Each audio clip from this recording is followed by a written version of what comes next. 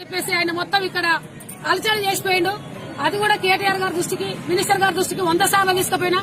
ఆ తర్వాత ఒక 6 నెలలు కాగానే ఇవాళ 4 స్తంభాలు హుజూర్నగర్ అంటే టీఆర్ఎస్ ఒక మంచానికి 4 కోళ్లు ఎట్లుంటాయో ఇవాళ హుజూర్నగర్ కాన్స్టిట్యూన్సీ కూడా 4 కార్యకర్తలు అజయ్ దొడ్డ నరసింహారావు, లచ్చిరెడ్డి అనే వ్యక్తులే పార్టీ జెండా పట్టుకున్నటువంటి కార్యకర్తలు.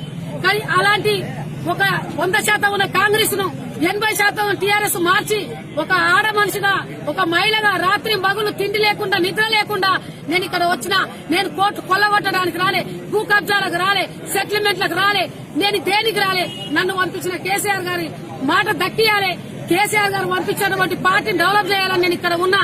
ఇక్కడ నాకు వచ్చిన ఇబ్బంది ఒకటే, ఇవాళ కెనడా సైద్ రెడ్డి నువ్వు అయ్య వచ్చిందని, కొడుకు చచ్చిందని, కుటుంబంలో ఎవరు చచ్చిందో తెలుసారే. నువ్వు అనుకుంటున్నావేమో నువ్వు నిజంగానే నీ మూతి మీద మీసం ఉండి రోషం ఉంటే నా మీద కాదు నువ్వు పోటీ చేసేది, పక్క కాన్ఫరెన్స్ లలో నువ్వు పోటీ చేయాలి. ఇక్కడ అలకగా దొరికిన శంకరమ్మ అమరవీన్ తల్లి దొరికింది అంటున్నావే కానీ 2019లో నేను ఖచ్చితంగా ఇక్కడే ఉండి, ఇక్కడే గెలిచి, ఇక్కడే నేను కేసీఆర్ చెప్పిన మాటలో నిలబడదాని. నాకు వచ్చిన ఇబ్బంది జిల్లా నాయకులతో తప్ప నాకు స్టేట్ నాయకులు అండ ఉన్నదే నేను ఉండగలుగుతున్నా. కాబట్టి ఇవాళ నాకు జరిగిన అన్యాయం అంకిరెడ్డి ఫౌండేషన్ పేరు మీద ఒక యూత్ అని పెట్టిండు.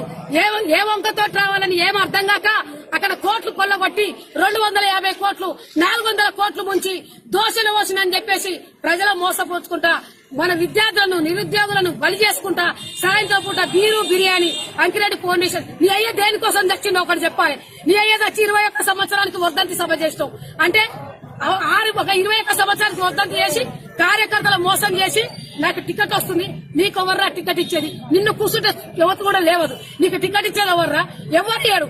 నా మీద కాదు నీ ధైర్యం ఉంటే చేసేది. నువ్వు ఇలా అంకిరెడ్డి ఫౌండేషన్ అని పెట్టి యూత్ నంతా లేపి సెంట్రల్ గవర్నమెంట్ ఇచ్చి ఒక క్యాండిడేట్ కి ఆధార్ కార్డు ప్రూఫ్ తీసుకొని 3000 రూపాయలు కలెక్షన్ చేస్తున్నావు. పాపం ఆ బిడ్డలకు అర్థం కావట్లేదు, ఆ విద్యార్థులకు అర్థం కావట్లేదు, నిరుద్యోగులకు అర్థం రావట్లేదు.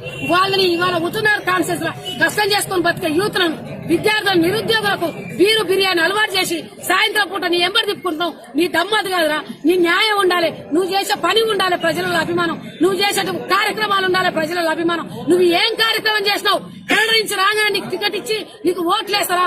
నాకు ఆ రోజున ఏ ఉద్యమం, ఏ టీఆర్ఎస్ పార్టీ ఏనాడే 45,000 ఓట్లు వచ్చాయి శంకరమ్మ గారి. ఆ ప్రజల కోసం నేను నిలబడ్డా. ఆ ప్రజలకు న్యాయం చేయాలి. టీఆర్ఎస్ అధికారంలో ఉన్నది. ఇలా గవర్నమెంట్ ఉత్తమ్ కుమార్ రెడ్డి ఓడిపోయినా నేను ఓడిపోయిన ఉత్తమ్ కుమార్ రెడ్డి నేను గెలిచిన క్యాండిడేట్ గా నాకు అధిష్టానం ఉన్నది, నా గవర్నమెంట్ ఉందని కార్యకర్త కాపాడుతున్నా. ఈ రోజు కేసీఆర్ గారు చేసే ప్రభుత్వ పథకాలు, సంక్షేమ పథకాలకు ప్రజలు బ్రహ్మరథం బట్టి రేపు జరిగే ఎలక్షన్లలో కూడా ప్రజలు ముందుంటారు.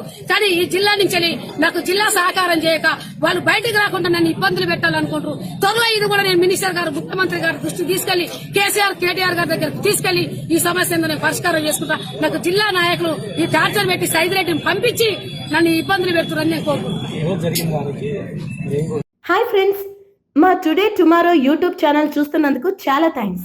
మరిన్ని లేటెస్ట్ వీడియోస్ కోసం వెంటనే సబ్స్క్రైబ్ చేయండి. అలాగే ఈ బెల్ ని కూడా రింగ్ చేసేయండి. మా నోటిఫికేషన్స్ అన్ని మీ మొబైల్లో వస్తాయి. అలాగే మా వీడియోస్ మీకు నచ్చితే లైక్ చేయండి, షేర్ చేయండి, నచ్చకపోతే కామెంట్ చేయండి.